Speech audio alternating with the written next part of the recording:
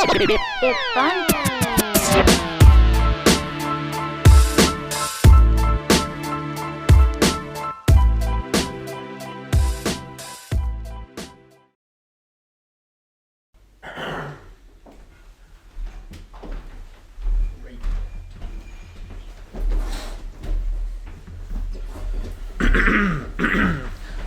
La la la la la la.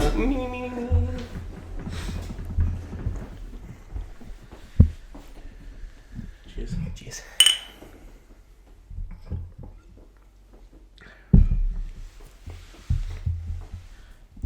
Hey everybody, welcome back to the New York State of Mind podcast.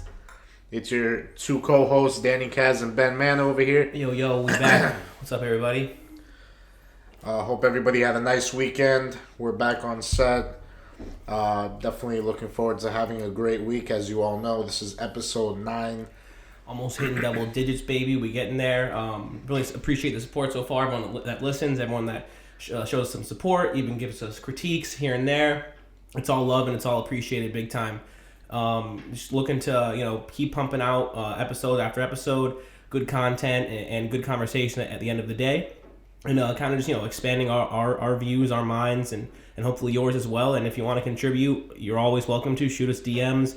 If you want to get on the episode, hit us up. And we can talk about whatever. If you have something new that, you're starting to learn, you're starting to be interested in, and you think it's helping you as a person, you think it can help other people in their, in their quest or their, adventure to better themselves as well, by all means, please share that stuff. That's what this is all about. Yeah, guys, we have a lot planned for you moving forward throughout 2020. We're actually speaking to people from different podcasts as well as people in different careers around our city. You're going to hear a lot of new content on our podcast moving forward. Yeah. And we're totally open to almost anything you have to say. So definitely don't forget to hit us up. Big shout out to a lot of our friends who we saw over the weekend. Definitely love the comments and critiques. If you have any ideas, keep doing your thing. Don't be afraid to slide in my DMs or our DMs. Yeah, dude. Yeah, like Danny said, we saw a lot of our friends over the weekend. Big weekend for the boys, for Ben and Danny, New York State of Mind. Friday, a lot of action. Yeah, a lot of action. Good thing I had Monday off. A lot of booze. Your boy was tired on Monday. I'm so glad I had the day off. Real estate don't sleep. Yeah, for those that know. Danny had to go in. But yeah, it was awesome.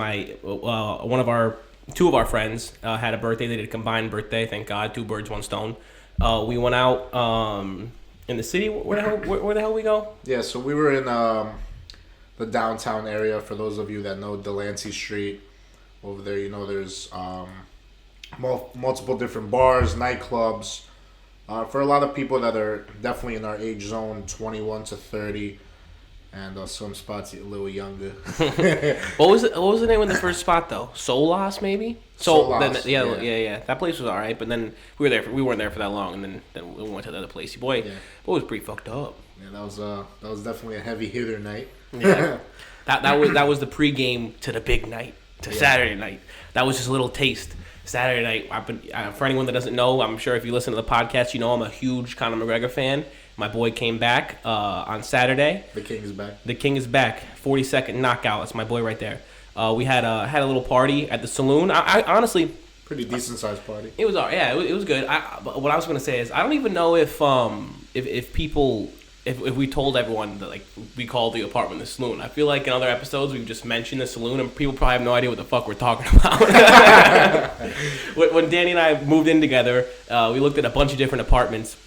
And R.I.P. the penthouse. Yeah, we looked at a couple different ones, and everyone. I mean, we saw a lot of shitty ones that we hated, but then there was a few that we really liked, and everyone that we liked, it was a different vibe or a different feel of the place. So we named it. If we were to get it, we were there was one that was on the top floor of a place, and we were like, yo, that's the penthouse. If we end up living here, that's what we're gonna call it. The floor was literally, it goes like PH, that number. Yeah, when you got off the elevator, it was PH. Which Fuck that landlord for declining our application. If you're listening, bitch. And then there was another place that we looked at, and I can't remember the name. I can't remember if we had a nickname for that one. I don't think we thought too hard about it. And then we saw this place.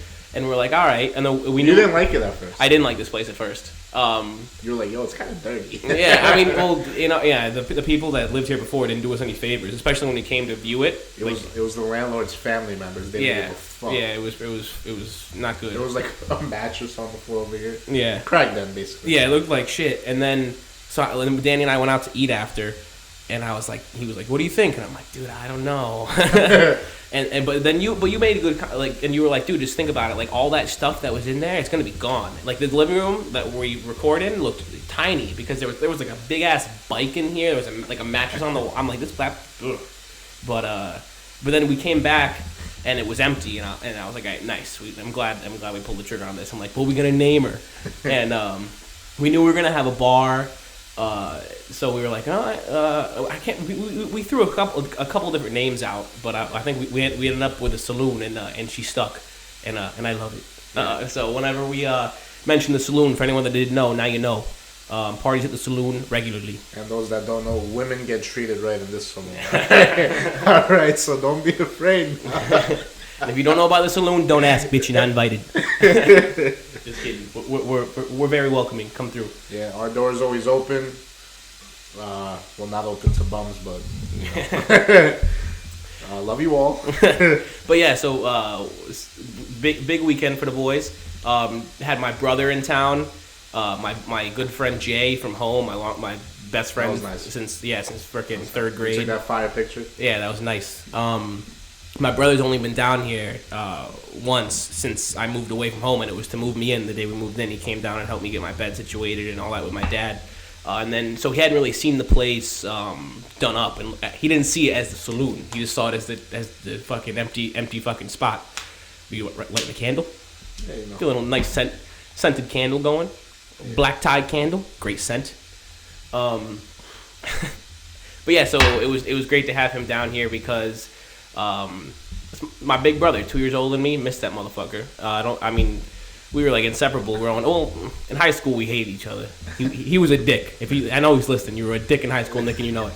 But then he now he's a nice guy. You know? Yeah, now he's the best of all time. He when he went to, I feel like when he went to college is when me and him got super tight. My parents divorced roughly around that time, so it was kind of like it sucked going. That's when you have to get to a bro moment. Exactly, and then we've been tight ever since. Yeah. So it was awesome having him down here. He doesn't know the city at all, really. I was proud of him, though. He made it here by himself. He took the train down, got off at Penn, and I was expecting him to call me. I'm like, yo, when he got off at Penn, give me a call, because I know he wouldn't know what subway to take or how to get to Astoria.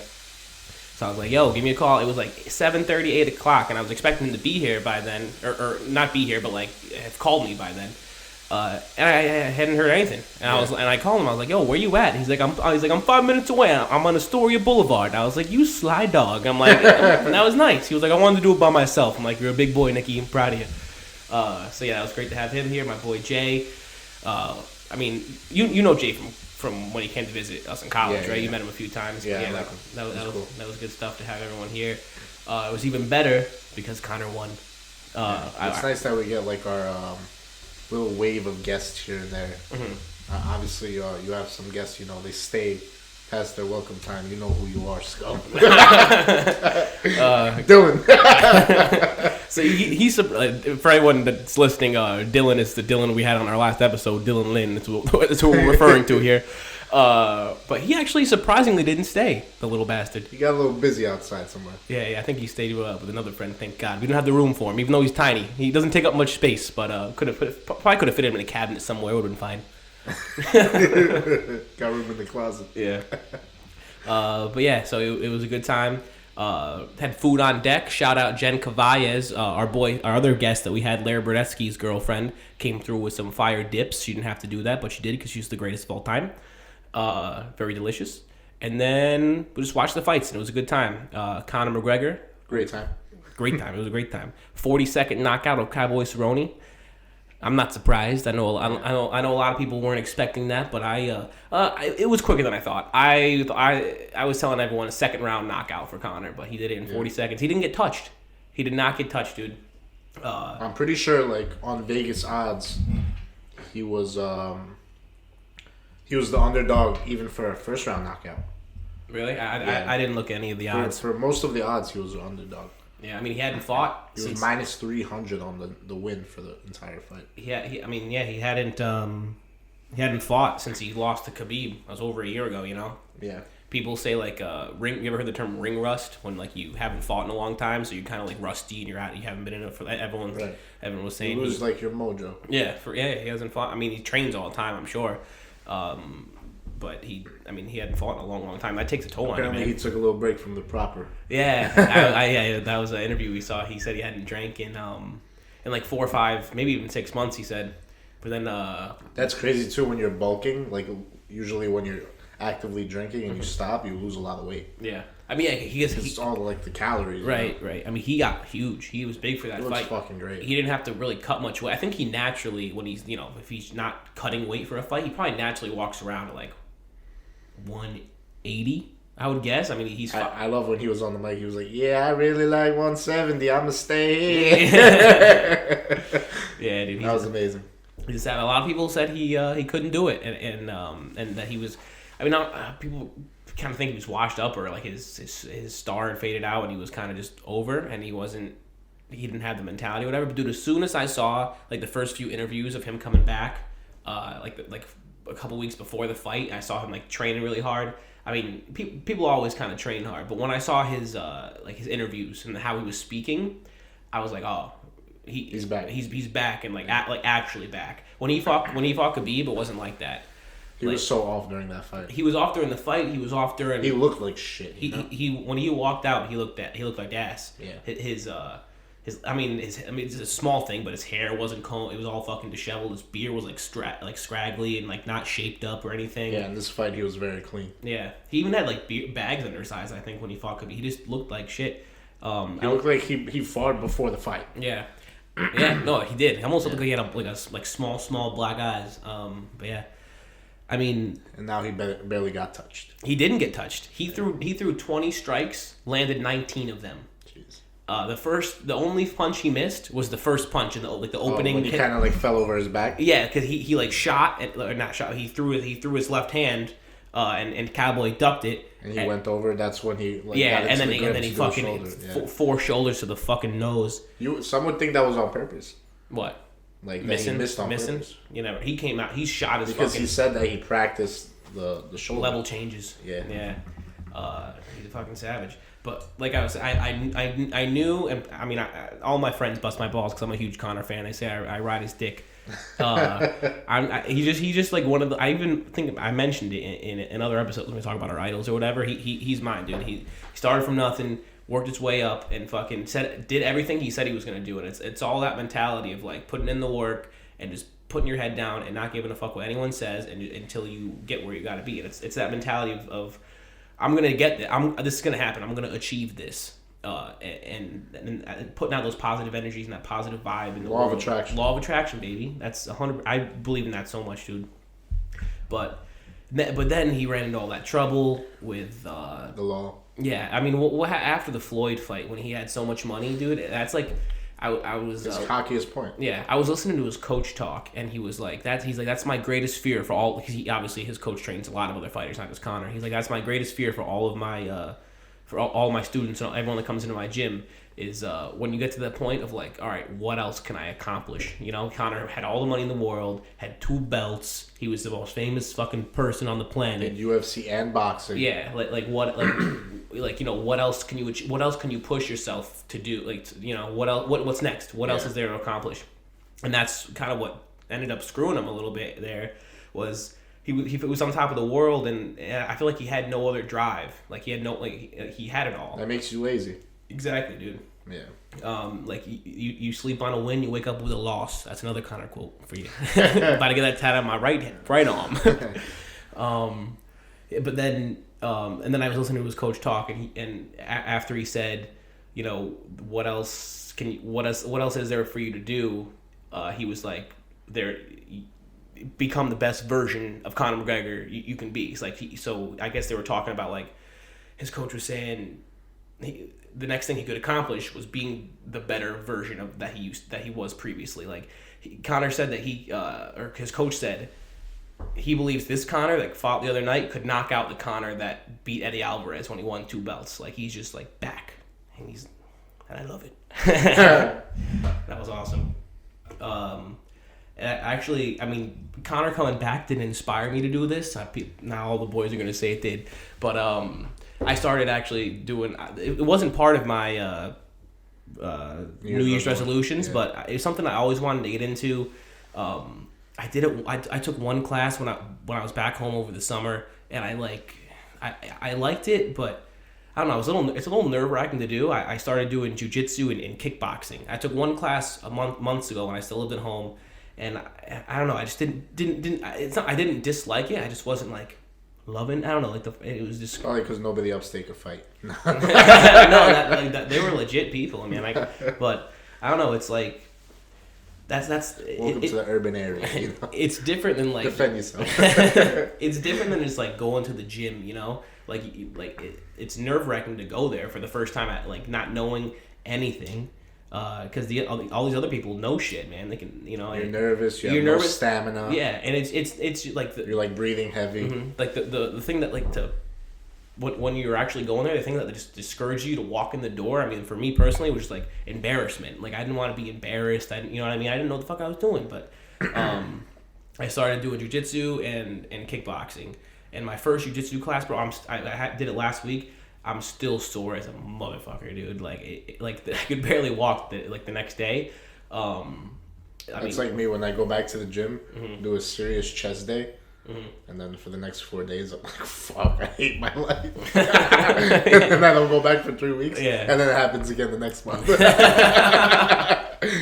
Dude, like, I felt it just, like, walking down the stairs of the subway. I was like, ooh, like, grabbing the railing. It felt like my dad walking down there. My dad, for anyone that doesn't know, my dad has a terrible leg disease, and I was fucking walking like him, poor bastard. Gives you a lesson. Watch your legs. But, I mean, because it's crazy, man. Like, it's different than going to the gym because you're like you're actually defending yourself. Like, obviously it's a class and you're really not getting no one's really trying to fuck you up and hurt you. Yeah. But I mean, they're trying to advance their position and get you in a certain way. All good intentions, but you gotta brawl. Yeah, and you're like you're exerting all of your energy to prevent this other person from doing what they want to do. And Are there women in your class? Not jiu-jitsu. In the kickboxing one, there wasn't anyone. I mean, there may be. It's a free lesson, right? It was actually $30 for 2 classes, and they gave me like a gi, which is like the thing you wear, like almost the karate outfit for anyone that doesn't know. Yeah. And a t-shirt, and then 2 classes, and you can go to either one. You can go to jiu-jitsu or kickboxing or whatever. That's so funny you mentioned that. I just like thought back to my childhood.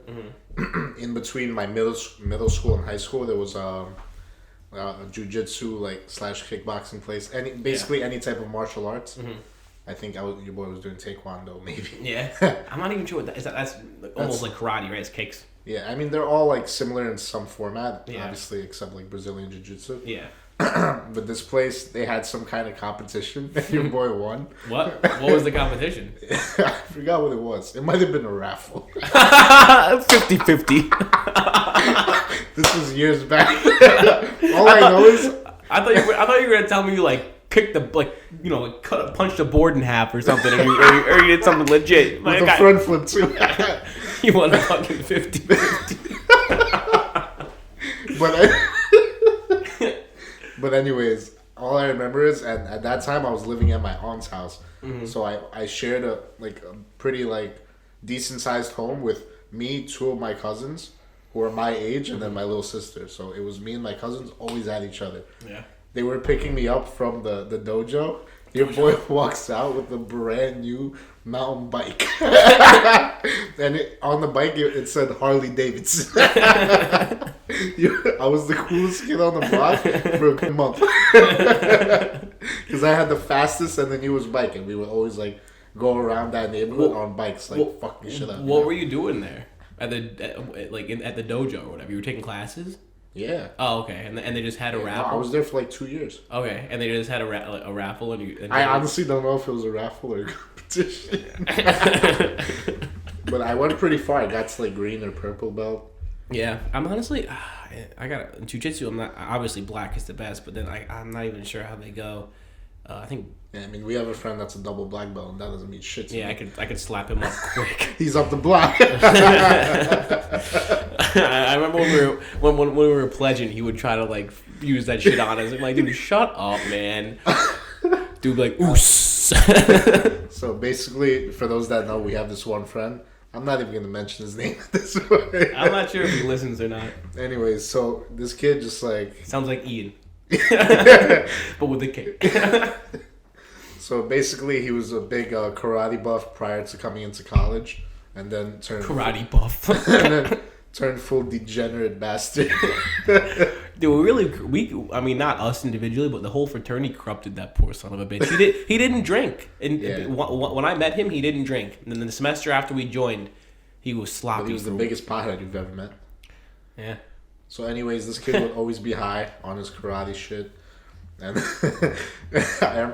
I'll never forget the time he brought out like this big black stick, kind of looked like a Harry Potter wand. Wait, at the fraternity house? Yeah, and I'm like, what is that? And then like he let me hold it. It was like made out of full metal.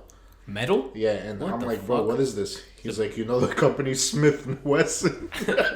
I'm like, yeah. He was like, this is their first handheld legal weapon.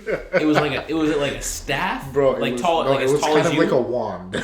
Oh what? Yeah. Oh dude, I remember that I shit. do now. First, when he he always first kept it in his pocket. He's like, yo, I'm going to the bar. I'm drinking. Yes. If anybody fucks with me, I'm putting this in their throat. Yeah, and when you first started telling the story, I was thinking it was like a big staff, like Lord of the Rings. But no, I remember what you're talking about. Now it was like a pen. It was like the size of a pen. Yeah. And he was like, "Yeah, one shot to the jugular, it's over." I'm like, dude, get the fuck out of here with that thing, man. Fucking Going snap to that. a fucking college bar with that. Dude, it's like a little chopstick. Freaking snap that thing. Actually, no, it was metal. You couldn't snap it in half. But oh, no, that kid, fucking kid, man. Going back to your jiu-jitsu, I'm glad you're doing it. Yeah, it's. I mean, staying healthy. Yeah, I mean, because I'm sure a lot of people feel this way, or I don't know, maybe I'm just lazy at the gym. But it's hard to like push yourself at the gym unless you have like a personal trainer of sorts. It's when I go mad hard. Really? I mean, I feel like eyes on the prize, you know. It's hard. I mean, it's hard though to like really push yourself, and it's so easy to like take it easy and you know do like I would lift weights and stuff, but like it's easy to like, you know, run on the treadmill for 10 minutes like, all right, I'm good, you know, like it's hard to really push yourself. But when you're in a class with like an instructor that knows what they're talking about and is teaching you certain techniques, and then you're with these other kids that you're like visually and physically motivated. Yeah. I mean, it's not like a drill instructor like, let's go, motherfucker. It's not like that, but it's, you know, he's like, while you're, you know, it's called, for anyone that doesn't know what jiu-jitsu, it's like when you're wrestling with someone, it's called you're rolling with them. So when you're rolling with someone and you know you're stuck in a certain way and you're exerting all your energy to fucking get out of it, but the other person that's on top of you, or might not even be on top of you, they could be under you and fucking you up, knows what they're doing, and you're just exerting all your energy to try to get out, but they know something you don't know, and you don't know how to get out of this. And you know, you have the guy over your shoulder kind of coaching you through it, like, you know, slide your arm out here, or, you know, put pressure on your one hip, roll, whatever. And it's just like someone's in your ear and teaching you what to do, and it makes you want to try harder, because you're not just working out, you're really learning a skill, and the fitness and the working out is just an added bonus of it, you know? I mean, they're necessary to learn the skill. Right, and yeah, exactly. Like, it's a fitness class that, you know, but that's not the point of it. Right. The fitness is extra. The if work. you want fitness, go kickbox. Which is what I also, it's a pretty legit setup. It's like one night, it's the kickboxing's at like 6:30 to 7:30, and then jiu-jitsu is 7:30 to 8:30, and then You're going to do both back to back? No, there's a train. Cheers. Corona, guys. La cerveza más fina. How you doing? Corona drink of choice this evening. You know the vibes. We had a bunch of leftover Coronas from our boys that came over to Conor party. Appreciate that. Thank you. Free booze. Good looks. But what was I saying about jiu-jitsu? What were we talking about? Fucking took my train of thought. Go with the trends. Damn, I can't remember what the hell I was saying. But yeah. Oh, the schedule of it. So like the one class is like 6:30 to 7:30, and then it switch, and then jiu-jitsu is 7:30 to 8:30, and then the next day it's vice versa. Jiu-jitsu's before and kickboxing's after. And I can never make the first class because I don't get, I'd be cutting it close with work. So I'm just gonna go to the later class every day. So it'll switch. One night I'll do jiu-jitsu, one night kickboxing, one night jiu-jitsu, and then I don't know. Dude, it's fucking exhausting. I fucking sweating my balls off before you got home tonight, dude. I was fucking dying. Yeah. Good thing you showered. I didn't shower. Yeah, I'm stinking over here. My nose don't work. Is that why you lit the candle, son of a bitch? Got fucking reeking. Nothing blew up. Don't worry. But yeah, dude. So I don't even know if I can go more than 3 or 4 days a week because it just fucking kicked my ass. I mean, jiu-jitsu is actually, believe it or not, like the harder workout than kickboxing. Absolutely. Yeah, dude. Because it needs more skill. It's and it's like, dude, in all honesty, with my first class, they paired me up with this like 17-year-old kid who had been doing it for. He was relatively new as well, like a couple months in, but I was fresh in. I had knew nothing, you know. I just fucking. I'm relatively athletic from playing high school sports, but other than that, I got nothing. I'm coordinated, but I have. Yeah, it's almost 10 years ago. Yeah, hey, I guess. Oh, your boy can still hit. Your boy can still hit a baseball. That's one thing we should do. Actually, we should go to a batting cage. Are any batting cages around here? Yeah. Where? Probably in the city. In the city? There's got to be someone in Queens or somewhere in Astoria. I don't know. We got to go. Gotta see if I still DM us, guys. Gotta see if I still got it. Yeah. Your boy's more of a swimmer. Swimmer? Michael Phelps over here. Before I started drooling. But yeah, so they set me up with this 17-year-old kid. And so the beginning part of the class was is them kind of teaching you a few moves and walking you through those moves, and then like the last 15 minutes is like almost like a spar, like a roll, and you just kind of and you just go with people, and they try to set you up with people that are relatively at your skill level. So this kid was younger; he was a month in maybe, so they set it up with me because I had no shit. He murked you. Well, the thing is, he was a small kid. He couldn't weigh more than like 135, 140 pounds. I weigh 170. So I had 40 pounds on the son of a bitch. So I was able to just use my strength and my weight to kind of manipulate him and move him around. But but at the same time, I was exerting a lot of energy to do what I wanted to do to this kid. I was shot. Yeah. I put him in. Later, it's easier for him to move. Yeah. And it was, but like I was surprised. He was a strong kid. I like when he was like he was clearly like a lot smaller than me. So I was like, all right, I'm gonna work this kid right quick. Gonna show the instructor that I'm good. Gonna show him that I'm a star pupil. And then, it took me a minute to, fucking actually put this kid in a way that I wanted to. And so you fucking bully. Dude, he was good though. He was a strong kid. I was very impressed. Do they do like push-ups, sit-ups, any type of those workouts? In the beginning, you do a warm-up. You run some laps. Long. Yeah, exactly. Yeah, you run a little bit. Just to kind of get warmed up with the blood flow. It's not too much. Not really any push-ups or sit-ups or anything like that, but just more cardio stuff. I remember one time when I was in high school, I did like a little boxing thing. Probably like 2-3 lessons. I didn't get into it. Mm-hmm. And this was like, I wouldn't say it was my heaviest point, but these workouts were so fucking hard. You know what they would do? Mm-hmm. They would like jump in the air, then like get into a squat and then jump back. Have you ever done that? It's super hard. You're in a squat. It's almost like a burpee, but you're not going fully to the ground.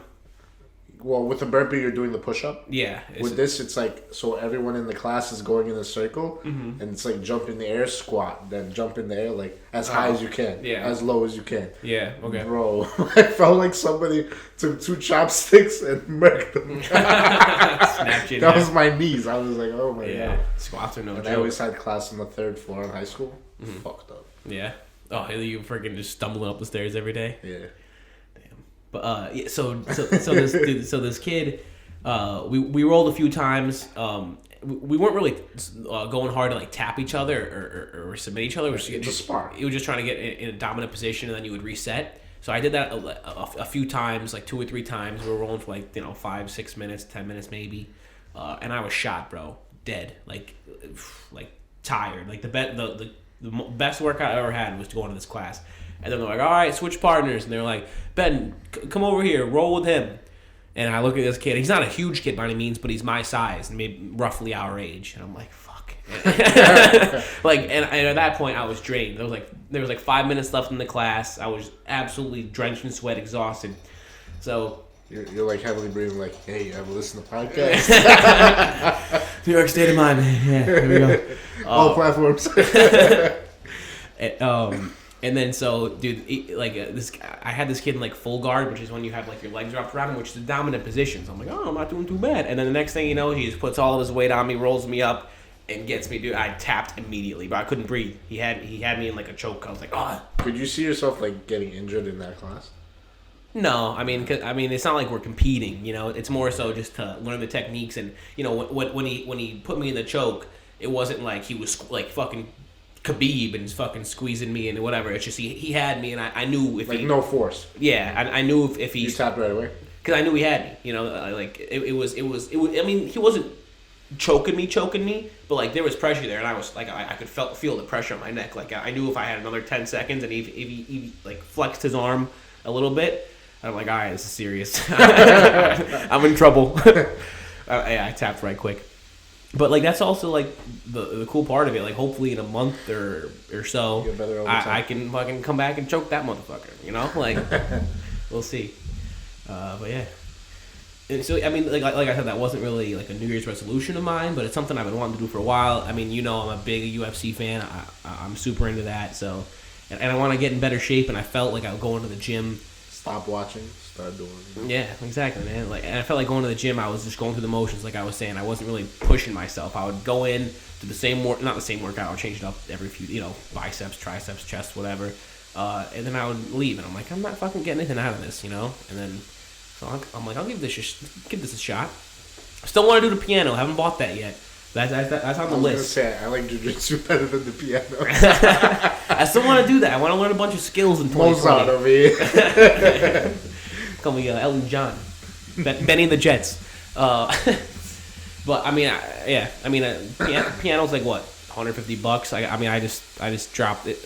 These classes aren't cheap. You know, you can join a gym like a regular, you know, Blink Fitness for $20-$30 a month. This is like $150 because you can go whenever you want, and it's, you know, you're learning something at the end of the day. So it's not too cheap. So I gotta maybe wait on the piano to buy that later on. Yeah. But I think I like going to the gym because of my size. Like I enjoy like lifting as heavy as I can. Yeah. Or like hitting the bench or whatever. Even though like right now I'm not at my strongest point. When I go back, you know, you get like the hype of muscle memory. Yeah. You're like, oh shit, I pushed 50 on this. You know? Yeah. It feels good. And then I always do like treadmill in the beginning just to get the blood flowing. Get the juices loose. Yeah. But like that's what I'm saying. Like I would just kind of go through the motions and like not really like I would like break a sweat a little bit on the treadmill or the elliptical, and then that's all I would sweat. You know, if you're not. I think it's also because of our lifestyle. Like you don't want to just go to the gym. Like you want to be a little slightly more active. Yeah. And like more around like a group of people. I feel. Yeah. It's cool to do something to do an activity and learn something and go through something with other people, you know, to help, because that'll just help you get better at it, you know. Yeah, it's more interaction. Yeah, like it's kind of like intimidating or scary to like at the end, like when you're actually gonna roll someone, it's like I'm like, oh fuck, here we go, like this is like but because you can just you can practice something all day and like have someone show you a move and them allow you to put them in that position, but then to actually like go hard and actually try to get them in that when they're not letting you do it, that's when you learn, you know. Just like it's like anything. I'm pretty ass right now, but like I said, it's like anything. I'll get there eventually.